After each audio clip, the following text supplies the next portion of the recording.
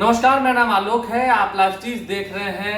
त्योहारी सीजन अब बीत चुका है। देखिए, दीपावली और छठ का त्यौहार बीत चुका है। उसके तुरंत बाद मुख्यमंत्री नीतीश कुमार ने आज मद्य निषेध उत्पाद एवं निबंधन विभाग के अधिकारियों और मंत्री के साथ समीक्षा बैठक की। तस्वीर आपको दिखा रहे हैं। ये तस्वीर निकल के आ रही है मुख्यमंत्री के सरकारी आवास से, जहाँ पर मद्य निषेध उत्पाद एवं निबंधन विभाग की समीक्षा बैठक की गई है।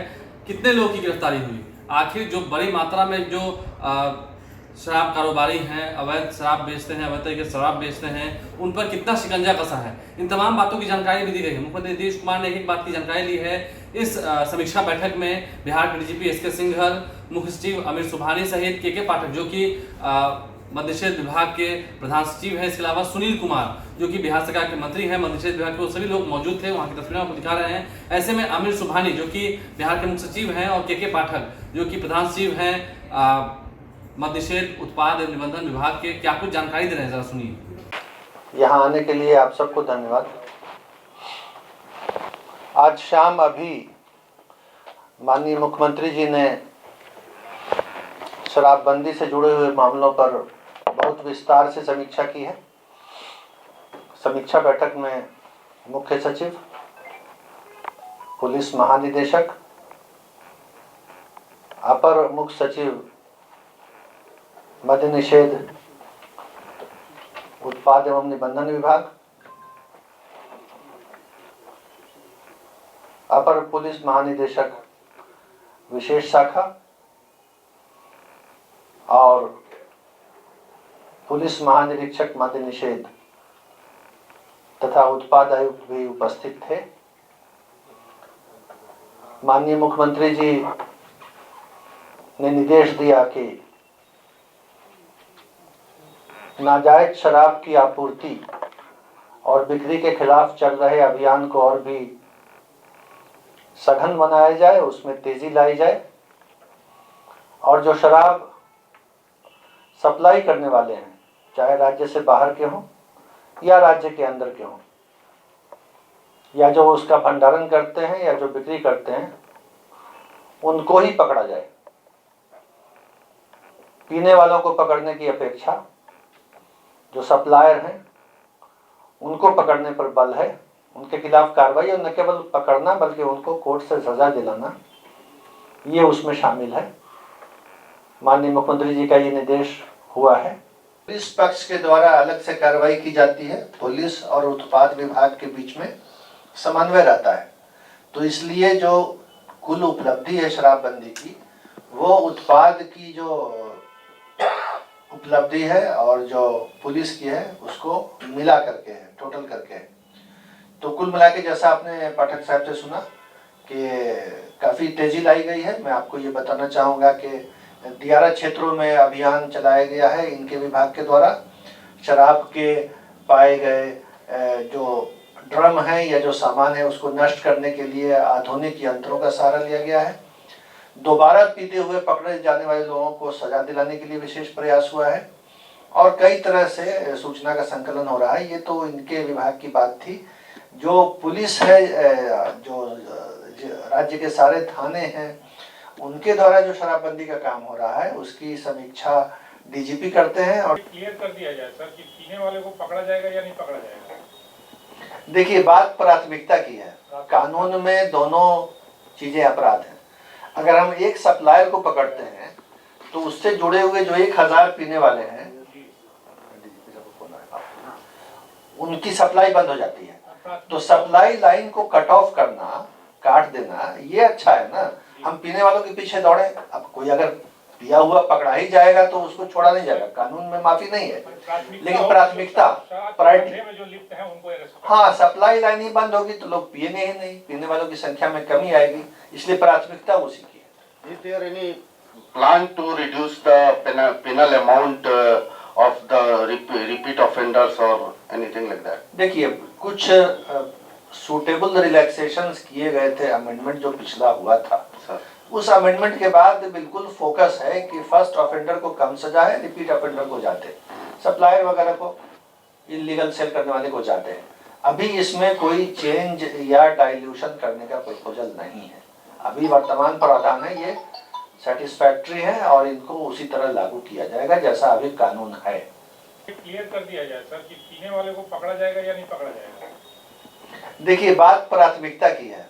कानून में दोनों चीजें अपराध हैं। अगर हम एक सप्लायर को पकड़ते हैं तो उससे जुड़े हुए जो 1000 पीने वाले हैं उनकी सप्लाई बंद हो जाती है। तो सप्लाई लाइन को कट ऑफ करना, काट देना, ये अच्छा है ना। हम पीने वालों के पीछे दौड़े, अब कोई अगर पिया हुआ पकड़ा ही जाएगा तो उसको छोड़ा नहीं जाएगा, कानून में माफी नहीं है। लेकिन प्राथमिकता, प्रायोरिटी, में जो लिप्त हैं उनको अरेस्ट करें। हाँ, सप्लाई लाइन ही बंद होगी तो लोग पिएंगे ही नहीं, पीने वालों की संख्या में कमी आएगी, इसलिए प्राथमिकता उसी की है। Is there any plan to reduce the penal amount of the repeat offenders or anything like that? देखिए, कुछ सूटेबल रिलैक्सेशंस किए गए थे, अमेंडमेंट जो पिछला हुआ था सर, उस अमेंडमेंट के बाद बिल्कुल फोकस है कि फर्स्ट ऑफेंडर को कम सजा है, रिपीट ऑफेंडर को जाते, सप्लायर वगैरह को, इलीगल सेल करने वाले को जाते हैं। अभी इसमें कोई चेंज या डाइल्यूशन करने का प्रपोजल नहीं है। अभी वर्तमान प्रावधान है, ये सेटिस्फैक्ट्री है और इनको उसी तरह लागू किया जाएगा जैसा अभी कानून है। बट ये हम ये संदेश नहीं देना चाहते हैं कि लोग पी करके आराम से घूमे, हम नहीं पकड़ेंगे। इसलिए तो हम लोग क्लियर किए सर। अच्छा किए, क्लियर कर दिए। लेकिन इस बात की कभी कभी आलोचना होती थी, आलोचना ये इस बात की कभी कभी आलोचना होती थी कि पुलिस या उत्पाद विभाग केवल पीने वालों को पकड़ते हैं। तो उसी का जवाब दिया गया कि हमारा फोकस और प्रायोरिटी उधर है। लेकिन अगर नेट में कोई आ गया, कानून के पकड़ में कोई आ गया पीने वाला, तो अपराध तो बहरहाल अपराध है। ALTF को दोबारा गाड़ियां दे दी गई हैं, उनका था विभाग से गाड़ियां दे दी गई, अब गाड़ियां चल रही हैं। कोर्ट से जुर्माना लेकर के छोड़ने का काम हो रहा है। इसलिए उद्देश्य जो एक्ट का है वो अगर एग्जीक्यूटिव मजिस्ट्रेट से नहीं हो रहा है तो जुडिशियल मजिस्ट्रेट से हो रहा है। बात बराबर है, कोर्ट कोई भी हो, प्रावधान लागू हो चुका है और उसका असर भी है। हम लोगों ने आज समीक्षा में माननीय मुख्यमंत्री जी को ये बताया आ रही है बस, आराम से बोलिए। कि और से इस अक्टूबर माह में त्योहारों के मौसम को देखते हुए उत्पाद विभाग ने बड़ी तेज़ी से और बड़ी कड़ाई से उन्होंने इस पिछले 1 महीना में ही 20,000 गिरफ्तारियां की हैं, जिसमें जैसा कि माननीय मुख्य सचिव महोदय द्वारा कहा गया कि ये सरकार का स्पष्ट स्ट्रेस है कि हम सप्लाई साइड पे ज़्यादा ध्यान दें और पीने वालों पर ज़्यादा ध्यान वो ना दें। इसी वजह से आपको याद होगा हम लोगों ने अप्रैल में सुधार किया था कि पीने वालों को हम लोग अगर पकड़ते हैं तो 2,000 रुपये फाइन दे के छोड़ सकते हैं। केवल उन्हीं को हम लोग जेल में भेजते हैं जो दोबारा पीते हुए पकड़े गए। तो उसी क्रम में हम लोगों ने अक्टूबर माह में 20,000 गिरफ्तारियाँ की हैं, जिसमें आम लोग के अलावा खास लोग भी हैं। काफ़ी सारी संख्या में बड़े लोग पकड़े गए हैं जिनका डिटेल यहाँ देना ठीक नहीं है, किंतु कोर्ट में सब पे केस चल रहा है। हम लोगों ने पीते हुए भी करीब 350 लोगों को पकड़ा, जिसमें डॉक्टर हैं, इंजीनियर हैं, सरकारी सेवक हैं, जनप्रतिनिधि हैं। काफ़ी खबरें आप लोग अखबार में देखते होंगे। तो हमारा स्ट्रेस चहुमुखी है। दूसरी बात यह है कि हम लोगों ने जो रिपीट ऑफेंडर को पकड़ा है तो उसमें भी सज़ाएं हो रही हैं।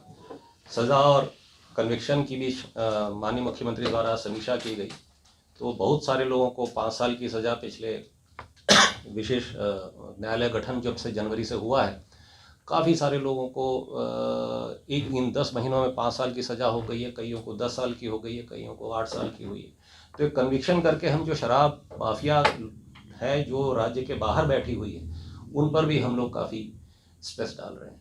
इस बारे में अन्य बातें आपको आईजी प्रोहिबिशन डिटेल में बता देंगे। तमाम बातों को आपने सुना है, क्या कुछ कार्रवाइयां की गई हैं, कितने लोगों को गिरफ्तार किया गया है। बिहार के बाहर भी रहे 90 लोग जो कि बिहार में अवैध शराब का धंधा करते थे, उन पर भी नकेल कसी गई है, उन्हें भी गिरफ्तार किया गया है, जुर्माना भी वसूला गया है। और आप समझ सकते हैं, जहरीली शराब पीने के कारण दर्जनों लोगों की मौत होती है, अक्सर हम देखते हैं। तो ऐसे में मद्य निषेध उत्पाद एवं निबंधन विभाग की जो बैठक की गई है, समीक्षा बैठक की गई, उसमें मुख्यमंत्री नीतीश कुमार ने एक बात की जानकारी ली है। उसके बाद अधिकारियों ने क्या कुछ कहा है, क्या कुछ मुख्यमंत्री ने निर्देश दिया है और सख्ती बरतते हुए कहा है कि इन सभी बदमाशों पर नकेल कसिए जो समाज में जहर घोल रहे हैं, शराब बेच रहे हैं। आप समझ रहे हैं। हमारे चैनल को सब्सक्राइब करने के साथ साथ फेसबुक पेज भी लाइक करें। धन्यवाद।